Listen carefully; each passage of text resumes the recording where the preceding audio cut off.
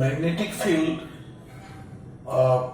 due to a CCCC মানে 4C circular current carrying conductor জন্য চুম্বক ক্ষেত্র নির্ণয় করেছি আমরা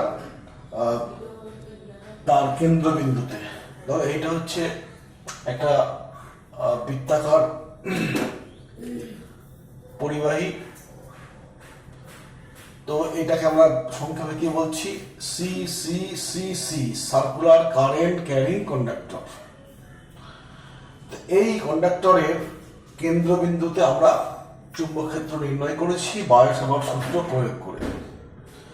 আজকে আমরা এই কয়েলটারই অক্ষের ওপর একটা বিন্দু, ধরো এটা হচ্ছে অক্ষ, কেন্দ্র দিয়ে একটা গত সরলরেখা অক্ষ, এই অক্ষের ওপর একটা বিন্দুতে, ধরো এইখানে বিন্দুটা আছে, কিংবা এইখানে কিংবা এইখানে এই বরাবর কোনো একটা বিন্দু আছে, সেই বিন্দুতে আমি চুম্বক ক্ষেত্র নির্ণয় করব।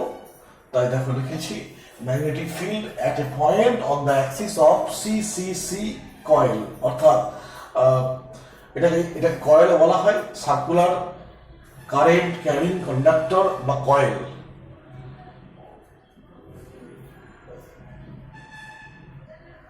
তো আমাদের জানা আছে কি বায়ো-স্যাভার্ট ল, সেই বায়ো-স্যাভার্ট ল দিয়ে আমরা যেমন স্ট্রেট কন্ডাক্টরের জন্য কোনো বিন্দুতে চুম্বক ক্ষেত্র নির্ণয় করেছি, এই বৃত্তাকার কয়েলের কেন্দ্রবিন্দুতে নির্ণয় করেছি। আজকে আমরা এই বৃত্তাকার কয়েলের মধ্য দিয়ে কারেন্ট ফ্লো হওয়ার জন্য কয়েলের অ্যাক্সিসের ওপরে বা অক্ষের ওপরে কোনো বিন্দুতে চুম্বক ক্ষেত্র নির্ণয় করব। ফার্স্ট একটা ছবি আঁকা হোক।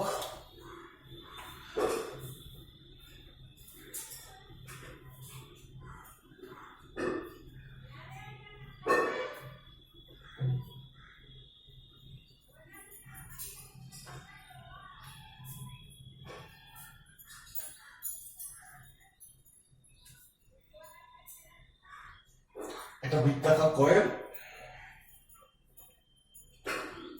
এটা হচ্ছে কেন্দ্রবিন্দু, এটা হচ্ছে অক্ষ,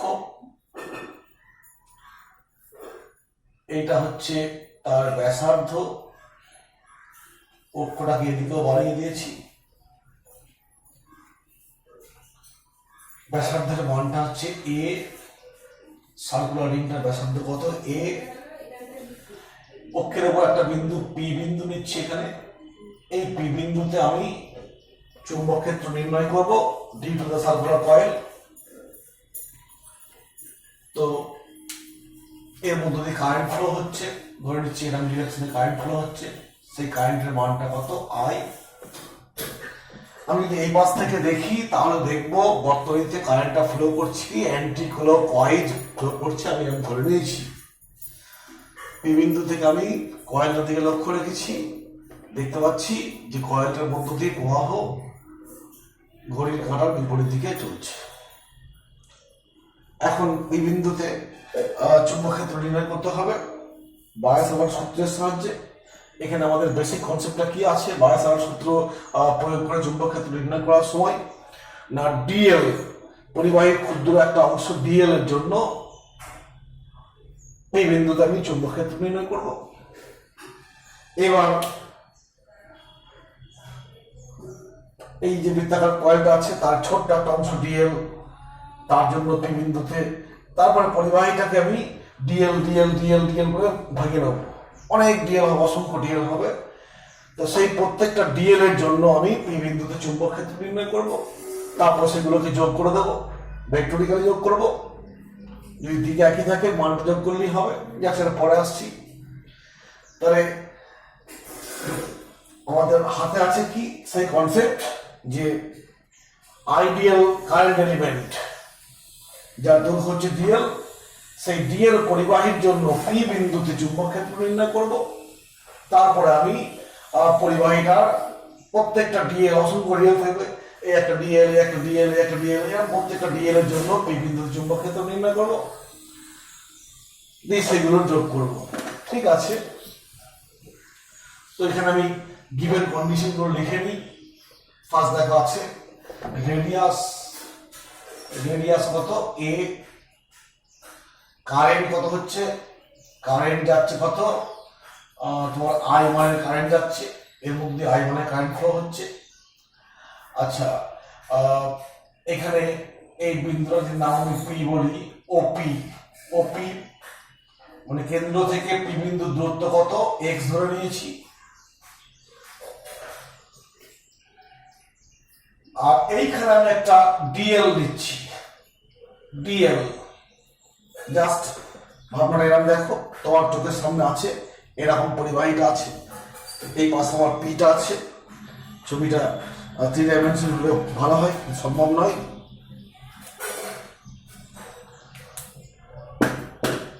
তো ধরে নিচ্ছি যে এইটা হচ্ছে তোমার কি অক্ষ, এটা হচ্ছে অক্ষ, আমাকে ডিএল নির্ণয়, সরি এই হলো পি বিন্দুটা কোথায় আছে, এইখানে পি বিন্দুটা আছে, এই ডটটাতে পি বিন্দু আছে ধরে নিচ্ছি।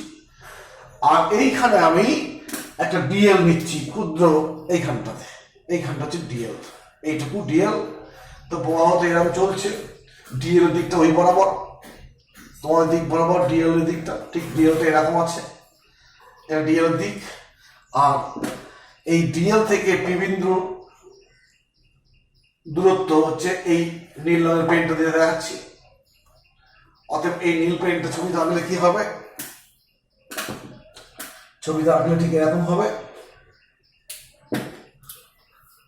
এইখান থেকে এইটা হচ্ছে ধরে নিচ্ছি ডিএল থেকে পেলাম, এইখানটাকে এটাকে এক্স বলেছি, আর এইটাকে আর বলবো, কারণ বায়ু সমাট লগাতে আমরা শিখেছি ডিবি সমান ডিএল দৈর্ঘ্যের জন্য পি বিন্দু চুম্বক ক্ষেত্র কি হয়, ডিবি সমান μ0/4 IDL sin θ/r²। এই আরটা কি, এই আরটা হচ্ছে সেই বিন্দু থেকে ডিএল এর লম্ব দূরত্ব, ঠিক আছে।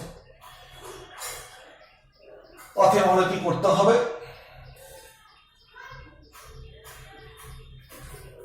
এখানে বলবো ডিএল ও পি এর মধ্যে দূরত্ব, এটাকে আর দিয়ে প্রকাশ করছি, এগুলো সব দেওয়া আছে। অতএব পি বিন্দুতে ডিএল দৈর্ঘ্যের পরিবাহীর জন্য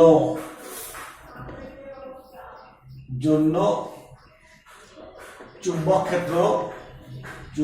ক্ষেত্র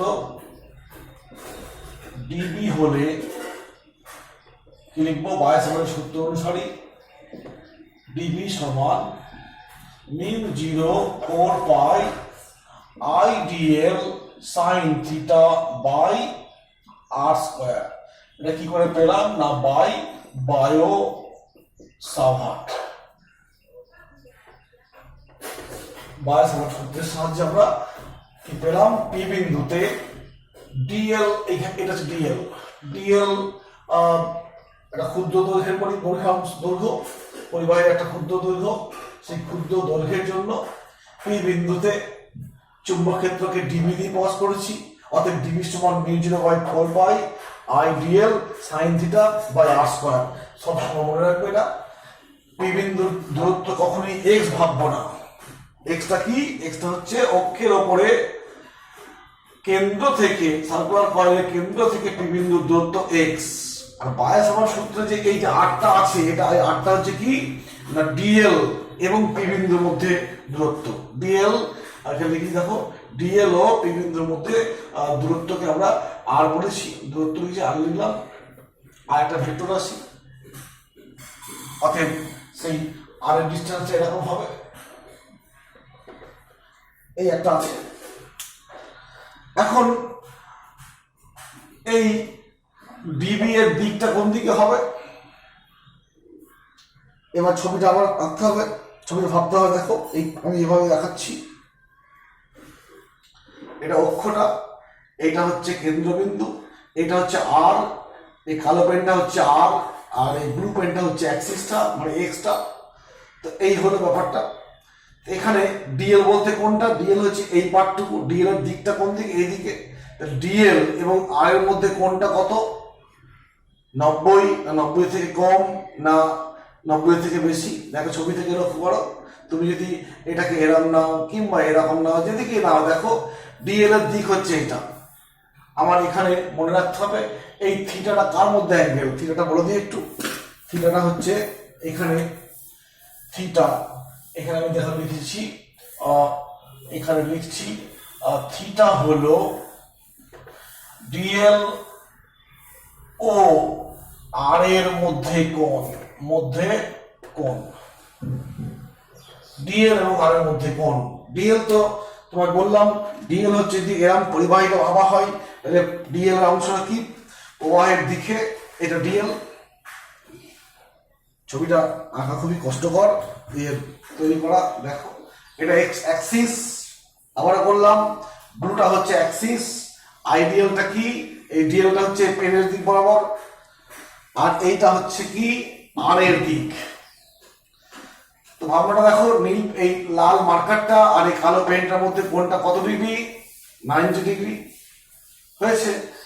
আর এই হলো, অতএব এখান থেকে আমি পেলাম 90, বসিয়ে দিতে পারে কি পাবো, এখানে সমীকরণটা ছোট হয়ে যাবে, ডিবি সমান μ0 4 pi I dl by sine theta. অতএব থিটার মান যদি 90 হয়, সাইন 90 কত, সাইন 90 হচ্ছে 1, অতএব 1টা নিয়ে বসিয়েছি, দিয়ে আর স্কয়ার হলো। এখন ডিবি একটা ভেক্টর রাশি, সেই ভেক্টরের দিকটা কোন দিকে হবে, তার জন্য করতে হবে কি আমাকে সেই পাম রুল, রাইট হ্যান্ড পাম রুল। কি নিয়মটা বলে রাখো একটু, যে এরকম ছিল ডি এর অংশ, এইখানে একটা বিন্দু, পি বিন্দুতে আমি খুঁজতে যাচ্ছিলাম, এদিকে কারেন্ট যাচ্ছে, কারেন্টের দিকে আমি কি করেছি, কারেন্টের দিকে আমি ডান হাত রেখেছি, বুড়ো আঙুলটা কারেন্টের দিকে করেছি, আর পামটাকে রেখেছি এই আর এর দিক বরাবর, এটা আর এর দিক, এবং সেই পামের সঙ্গে অবিলম্ব বা নর্মালটা কি হবে, পি বিন্দুতে চুম্বক ক্ষেত্র দিক অন্তর্মুখী। দেখো এটা হচ্ছে কারেন্টের দিক, এটা হচ্ছে কারেন্টের দিক, এটা হচ্ছে কারেন্টের দিক, আর আর বরাবর তালুটা রেখেছি, সেই তালুর সঙ্গে অবিলম্ব বা পামের সঙ্গে অবিলম্ব অন্তর্মুখী আসছে। সেই কনসেপ্ট থেকে কি বলবো না, আমার এখানে ছবিতে দেখো, ছবিতে হচ্ছে এইটা হচ্ছে আর এর দিক।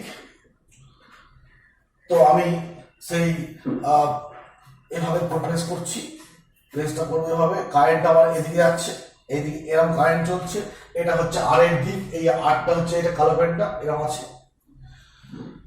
তো এই কোণটা 90 ডিগ্রি করেছি, আমি এবার সেই হাতে নিয়ে ফেলছি। তো কারেন্টের দিক মানে কারেন্টের এদিকে আছে, তো আমি যদি এটাকে আমি এরকম কারেন্টের দিকটাকে নিয়ে এরকম রেখে, দেখো কারেন্টের দিক করেছি, জাস্ট এই কারেন্টের দিক রেখেছি হলো। তাহলে কারেন্টের দিকে আমি বুড়ো আঙুলটা রেখেছি আর পেন বরাবর তালু রেখেছি, সেই তালুর অবিলম্বটা কি হবে, পি বিন্দুতে চুম্বক ক্ষেত্র দিক। ওই কনসেপ্ট থেকে আমি বলবো পি বিন্দুতে চুম্বক ক্ষেত্রের দিকটা কোনটা হবে, এই বরাবর হবে, চুম্বক ক্ষেত্র কোন বরাবর হবে, এই বরাবর। এটা হচ্ছে ডিবি এর অভিমুখ। আমরা জানি যে ওই ভেক্টর রূপটা মনে করে দেখো, ছিল μ0 4 পাই কি আই ডিএল ক্রস আর, অর্থাৎ ভেক্টর ভাবলে পরে কি হবে, এখানে আর একটা কিউ আসবে, ডিএল এবং আর যে তলে আছে, ডিবিটা তার লম্ব দিকে হবে, ডিবিটা তার লম্ব দিকে হবে, অর্থাৎ ডিবিটা তোমার কি হবে, আর এর সঙ্গে লম্ব, ডিএল এর সঙ্গে লম্ব। এখানে দেখো এটা আর এবং ডিবি লম্ব হয়েছে। আবার এখানে তো এই ফিগারটা অ্যাকচুয়ালি এরকম, তো এই ফিগারটা এরকম, তাহলে এই আর এবং এই ডিএল এর দিকটা হচ্ছে লম্ব আসছে।